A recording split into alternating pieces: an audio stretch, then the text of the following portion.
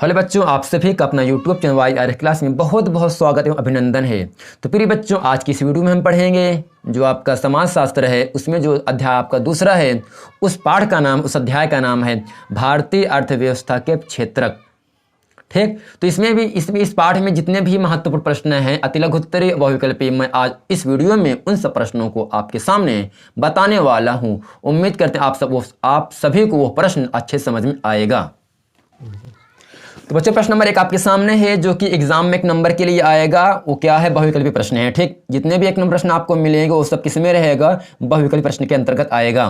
प्रश्न नंबर 1 आपके सामने है, ग्रामीण क्षेत्रों में आजीविका का मुख्य स्रोत क्या है? यानी जो गांव होते हैं, जो गांव के क्षेत्र में जो इलाका होता है, उसमें आजीविका अर्थात जीवन यापन करना, रोजी रोटी करना, यानी जो ग्रामीण क्षेत्र होते, जो ग्रामीण लोग होते हैं, वो अपना जीवन बसर किस प्रकार करते हैं, उनका जरिया क्या होता है, उनका स्रोत क्या होता है, उनका मकसद क्या होता है, वो किससे अपना आजीविका पूरा करते हैं। ऑप्शन नंबर ए आपका है नौकरी। नौकरी तो मिलेगी ही नहीं बगैर पढ़ाई लिखाई करने के बाद ना, तो ऑप्शन नंबर ए बिल्कुल गलत ही है। बी ऑप्शन है क्या? कृषि। डी ऑप्शन है व्यापार। व्यापार तब कर पाओगे जब आप पढ़े लिखे रहोगे, तभी आप हिसाब कर पाओगे ना। डी ऑप्शन उद्योग है। अगर आप कोई बिजनेस करना चाहते हैं तो आपको कुछ न कुछ पढ़ा लिखा होना चाहिए। बगैर पढ़े लिखे आप नहीं हो तो कोई ना तो उद्योग कर सकते हो, ना व्यापार कर सकते हो, और ना ही नौकरी कर सकते हो। जब नहीं कर सकते हो तो इसका आपका सही आंसर आपके सामने है कृषि। यानी ग्रामीण क्षेत्रों में आजीविका का मुख्य स्रोत क्या होता है? वो आपका कृषि होता है। क्योंकि गाँव में क्या होता है बच्चा, खेत बाड़ी हमेशा सबके पास रहता ही है। यानी जो अपनी आजीविका लोग करते हैं, किसान लोग, वो किससे करते हैं? कृषि करने से ही करते हैं ना। गेहूं हुआ, दाल चना होगा, ये सब क्या होता है? जुताई बुआई करते हैं और उन सब का उपयोग करते हैं, और इससे क्या होता है? वो अपना जीवन यापन व्यतीत करते रहते हैं। यानी कृषि, ग्रामीण क्षेत्र में जो कृषि की सहायता से लोग अपना जीवन यापन, आजीविका, रोजी रोटी पूरा करते हैं। तो उम्मीद करते हैं ये प्रश्न आपको बहुत अच्छे से समझ में आ गया होगा, जो कि एग्जाम में भी 2012 और 18 में भी आए हैं। उम्मीद करते हैं प्रश्न 21 में भी आ सकता है। तो अगला प्रश्न आपके सामने है। तो बच्चों, प्रश्न नंबर 2 आपके सामने है, निम्नलिखित में से कौन सा उद्योग, कौन सा बिजनेस, कौन सा व्यापार कृषि आधारित नहीं? यानी निम्नलिखित में से कौन सा बिजनेस है, कौन सा व्यापार है जो कृषि से संबंधित नहीं रखता है? ऐसा कौन सा व्यापार है इन चारों ऑप्शन में जो कृषि से बिलोंग नहीं करता है, उससे काफी अलग है? ऑप्शन नंबर ए है चीनी उद्योग, बी आपका है जूट उद्योग, सी आपका है सीमेंट उद्योग, डी आपका है सूती वस्त्र। यानी जो सीमेंट उद्योग है ये कृषि पर आधारित नहीं है। चीनी उद्योग, जूट उद्योग, सूती उद्योग, ये सब क्या है? कृषि पर आधारित उद्योग हैं। अगर आपसे कहे कृषि पर आधारित उद्योग का नाम बताइए, तो आप क्या बताओगे? सीमेंट उद्योग। जो सीमेंट उद्योग होता है वो कृषि पर आधारित नहीं है। प्रश्न नंबर 3 कह रहा है, द्वितीयक क्षेत्र को अन्य किस नाम से जाना जाता है? यानी जो द्वितीयक क्षेत्र होते हैं उसे हम और किस नाम से जानते हैं? ऑप्शन ए है प्राथमिक क्षेत्र, बी ऑप्शन आपके पास है खनन क्षेत्र, सी है औद्योगिक क्षेत्र, डी ऑप्शन है कृषि क्षेत्र। यानी द्वितीयक क्षेत्र को हम औद्योगिक क्षेत्र के नाम से भी जानते हैं। ठीक, प्रश्न नंबर 4 आपके सामने है, वस्तुओं व सेवाओं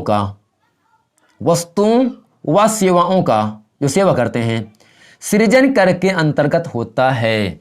ऑप्शन ए है तृतीयक क्षेत्र विनिर्माण, सी है परिसंपत्ति निर्माण, डी आपका है कपड़ा। यानी वस्तुओं व सेवाओं का सृजन वो तृतीय क्षेत्र के अंतर्गत आता है, जो कि ऑप्शन नंबर ए आपका बिल्कुल सही है। ठीक, प्रश्न नंबर 5 आपके सामने है, निजी क्षेत्र का उद्देश्य निम्न में से क्या होता है? जो निजी क्षेत्र होते हैं, जो नजदीकी क्षेत्र होते हैं, उनका उद्देश्य क्या होता है इन चारों ऑप्शन में? शिक्षा देना, लाभ कमाना, विकास करना, ये सभी। यानी जो निजी क्षेत्र होते हैं उनका उद्देश्य ऑप्शन नंबर बी आप क्या है? लाभ कमाना होता है। ठीक, जो निजी क्षेत्र होते हैं उनका उद्देश्य क्या होता है, उनका मकसद क्या होता है, लाभ कमाना होता है। प्रश्न नंबर 6 आपके सामने है, असंगठित यानी जिसे इकट्ठा ना कर सकें, असंगठित क्षेत्र के कर्मचारियों के लिए, यानी जो काम करने वाले लोग होते हैं, जब उनको इकट्ठा ना कर सके, असंगठित रहें, ठीक, कर्मचारियों के लिए निम्न में से क्या करना चाहिए। ऑप्शन ए है बीमा सुरक्षा, बी सामाजिक विकास, सी सेवा, डी आपका है पर्यटन सुधार। यानी असंगठित क्षेत्र के कर्मचारियों के लिए हम बीमा सुरक्षा करते हैं। प्रश्न नंबर 8 आपके सामने है, रिलायंस इंडस्ट्रीज, बहुत अच्छा प्रश्न आपके सामने है, रिलायंस इंडस्ट्रीज किस प्रकार का क्षेत्र है। जो रिलायंस इंडस्ट्रीज है वो किस प्रकार का क्षेत्र है। ऑप्शन ए है सार्वजनिक क्षेत्र है, या कि बी ऑप्शन निजी क्षेत्र है, या संयुक्त क्षेत्र है, या स्वामित्व क्षेत्र है। यानी जो रिलायंस इंडस्ट्रीज है वह क्षेत्र किससे संबंधित है, निजी क्षेत्र से संबंधित है। प्रश्न नंबर 9 आपके सामने है, अर्थव्यवस्था के सार्वजनिक तथा निजी प्रेक्षक निम्नलिखित में से किस आधार पर विभाजित किए गए हैं। यानी अर्थव्यवस्था के सार्वजनिक तथा निजी प्रेक्षक, निजी क्षेत्रक निम्नलिखित में से किस आधार पर बांटा गया है। ऑप्शन ए है रोजगार की शर्तों पर, या आर्थिक गतिविधियों के स्वभाव पर, या उद्यमों के स्वामित्व पर, या डी ऑप्शन है उद्यम में नियोजित संख्या के आधार पर। तो यानी इसका जो करेक्ट आंसर आपका है वो ऑप्शन नंबर बी आपका है, वो क्या है, आर्थिक गतिविधियों के स्वभाव पर बांटा गया है। यानी जो अर्थव्यवस्था के सार्वजनिक हैं उनको बांटा गया है आर्थिक गतिविधियों के स्वभाव पर बांटा गया है। तो बच्चों इसमें जितने भी अतिलघुत्तरी प्रश्न हैं मैं उन सब प्रश्नों को आपके सामने बताने वाला हूं, जितने भी आपके महत्वपूर्ण प्रश्न हैं अतिलघुत्तरी। तो यहाँ प्रश्न नंबर 1 कह रहा है आपके सामने है, प्राथमिक क्षेत्र किसे कहते हैं। अर्थात पूछ सकता है या करके प्राथमिक क्षेत्र को परिभाषित कीजिए, या पूछ सकता है प्राथमिक क्षेत्र को उल्लेख कीजिए, या पूछ सकते हैं प्राथमिक क्षेत्र से आप क्या समझते हैं। ये 2020 में एग्जाम में आया है, आप इस प्रश्न को अच्छे से याद कर लेना, किसी ना किसी राज्य में ऐसे प्रश्न पूछे जाएंगे। प्रश्न नंबर यहाँ से आपका उत्तर आपके सामने है, अर्थात प्राथमिक क्षेत्र किसे कहते हैं, उत्तर आपके सामने है, जब आर्थिक क्रियाओं में मुख्य रूप से प्राकृतिक संसाधनों के इस्तेमाल से उत्पादन किया जाता है, प्राथमिक क्षेत्र कहलाते हैं। जैसे कपास, गन्ना, दूध आदि। क्या दूध आपको मिल सकता है अगर ईश्वर ना चाहे? मिल सकता है दूध?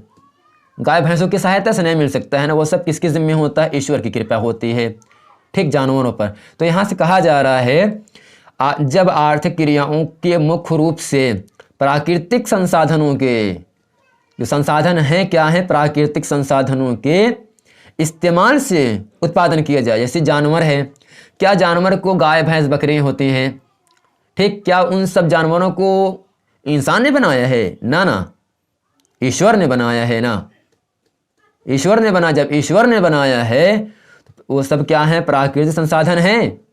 और प्राकृतिक संसाधन से उत्पादन किया जाए जो चीज़ें, उसे हम कहते हैं प्राकृतिक क्षेत्र कहलाते हैं। जैसे कपास हो गया, गन्ना हो गया। जब खेत में हम गन्ना लगाते हैं तो क्या वो अपने आप जम जाता है? नहीं, वो ईश्वर की कृपा होती है उस पर।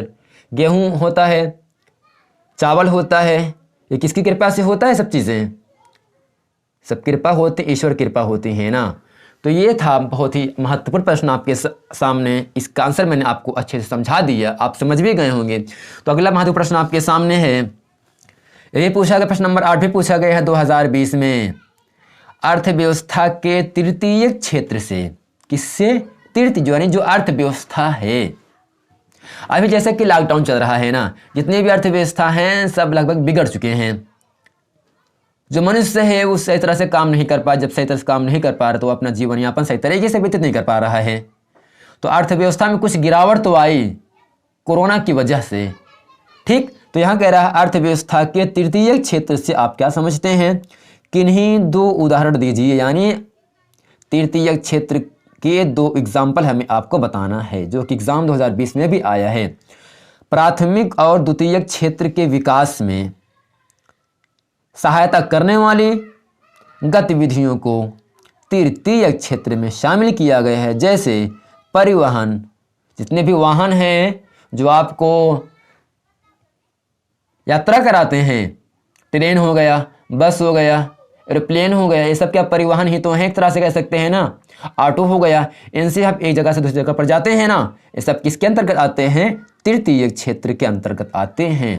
ठीक, तो बच्चों उम्मीद करते हैं ये वीडियो आपको बहुत अच्छे समझ में आया होगा। अगर वीडियो समझ में आया है तो वीडियो को लाइक करें और हमारे चैनल YRS क्लास को सब्सक्राइब करना ना भूलें। अगर आपने इसके पहले का वीडियो नहीं देखे हैं तो डिस्क्रिप्शन के नीचे लिंक दिए है, वहां जाकर आप उस वीडियो को अच्छे तरीके से आप देख लें। मिलते हैं अगली वीडियो में, तब तक के लिए थैंक यू।